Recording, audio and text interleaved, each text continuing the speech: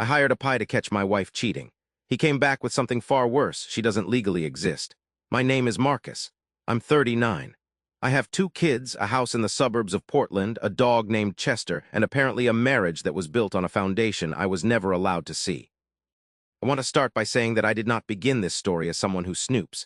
I've never been a jealous or suspicious husband. In 11 years of marriage to the woman I knew as Claire Harmon, I never once went through her phone, never questioned her about her whereabouts, never felt like I needed to. Claire was warm and grounded and present in our life in a way that made doubt feel unnecessary. She was a good mother. She was, or I believed she was, a good partner. Last spring, things started to shift, small things at first.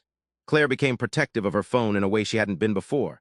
She started taking calls in the garage. She'd come home from errands that took longer than they should have. She was distracted in a way I couldn't name. When I asked her what was wrong, she'd say work stress, or a headache, or nothing, just tired. I told myself I was being paranoid.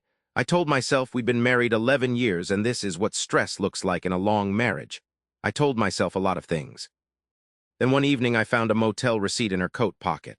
I wasn't looking for it. I was hanging up her coat and felt something crinkle in the pocket and pulled it out on instinct.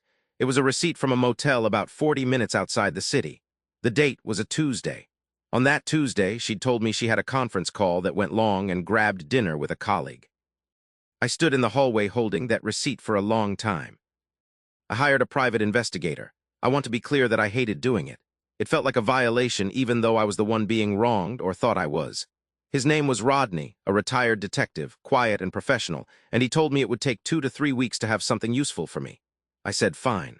I went home and had dinner with my wife and helped my kids with homework and pretended everything was normal for 3 weeks. Rodney called me on a Thursday morning when I was at work. He asked if I could come by his office. He said he'd found something, but he wanted to go through it in person. That's never a good sign. I sat down across from him and he slid a folder across the desk.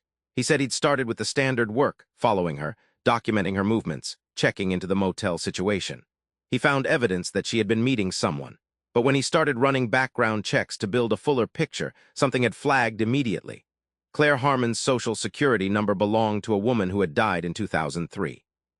The real Claire Harmon had been born in Iowa, grew up in Des Moines, and died in a car accident at age 19. She never lived in Portland. She never went to the college my wife claimed to have attended. She never had a career in marketing. My wife had been using her identity for at least 11 years, probably longer. Rodney said he'd kept digging. The person I was married to had a different name in public records that predated her identity as Claire. He wouldn't show me those records until I'd decided what I wanted to do legally, because the situation was complicated enough that he wanted me to talk to a lawyer before taking any action. He said that depending on what had driven someone to assume a false identity, criminal history, fleeing a dangerous situation, something else entirely, the right next steps were not always obvious. I drove home in a state I can only describe as outside of my own body, like I was watching myself drive from somewhere slightly behind and above my own head. My kids were at school. The house was empty. I walked through every room like I was seeing it for the first time, all the photographs. The wedding photo on the mantle. 11 years of a life that was real, our children are real, the memories are real, the love I felt was real, and underneath all of it, a name that wasn't hers. I did not confront her that night, or the next night, or the night after that. I went through 9 days of knowing this secret and living completely normally beside the woman who held it. I watched her make school lunches. I watched her laugh at something on television. I watched her sleep. I kept asking myself the same questions in rotation. Who is she actually? What was she running from? Is she dangerous? Are my children in danger? Does the person who loves my kids know that I know? Does any of it change the last 11 years?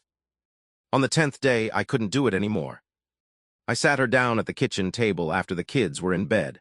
I put Rodney's initial report between us. I didn't say anything. I just slid it across to her and waited. She looked at it for a long time without touching it. Then she looked up at me, and her face did something I'd never seen it do before. It went completely still, like every muscle had just stopped receiving signals. And in that stillness I saw, for the first time, that I was looking at someone I did not know. She didn't deny it. She didn't perform shock. She just said very quietly, "How long have you known?" I said 10 days. She nodded slowly, like she was doing a calculation. What came out over the next 4 hours was not a single clean story. It came out in fragments, some of which I still haven't fully assembled. Her real name is a name I won't put in this post for reasons that will become clear. She grew up in a situation involving a family member who had ties to people she needed to permanently disappear from. At 21, with help from someone she won't identify, she built a new identity from a death record she found in a county archive. She moved states. She enrolled in college under the new name. She built a life. She said she had not intended to fall in love. She said that by the time she realized how serious things were between us, she was already too far in, and the only way out would have been to lose everything she'd built, including me. I asked about the person she'd been meeting at the motel. She said it was someone from her life before, someone who had found her, someone who had been pressuring her for money in exchange for silence. She said she had been trying to handle it without telling me because she didn't know how to tell me any of it without losing me. I have not answered that question yet, whether she loses me. I'm living in that uncertainty right now, and I don't have a resolution to offer you because I don't have one for myself. What I can tell you is that she is still in the house. The kids don't know anything is wrong. My lawyer says the legal situation is serious and complicated, and that there are ways through it that don't necessarily end in prosecution, depending on the circumstances of the original identity assumption. Rodney connected me with someone who specializes in these situations. I look at her across the dinner table, and I see both people at once. The woman who raised my children and the stranger who was always underneath her. I don't know how to separate them. I'm not sure they can be separated. I'm not sure the woman I love and the woman who lied to me aren't the same person in ways that matter. I posted this because I needed it to exist somewhere outside of my own head. I don't have answers. I barely have questions. But if anyone out there has lived through something even remotely like this and found their way to the other side of it, I would genuinely like to know that the other side exists. I should tell you what the weeks after that conversation looked like, because living with a secret of that size, even when it's someone else's secret, even when you're the wronged party, has a weight that's hard to describe to someone who hasn't felt it. I went to work, I made dinner, I helped my kids with homework. I had conversations with people about ordinary things, a project deadline, a neighbor's renovation, whether we were doing anything for the long weekend. And underneath all of those conversations, at all times, this knowledge. The kind that sits in your chest like something swallowed wrong. The hardest part was the children.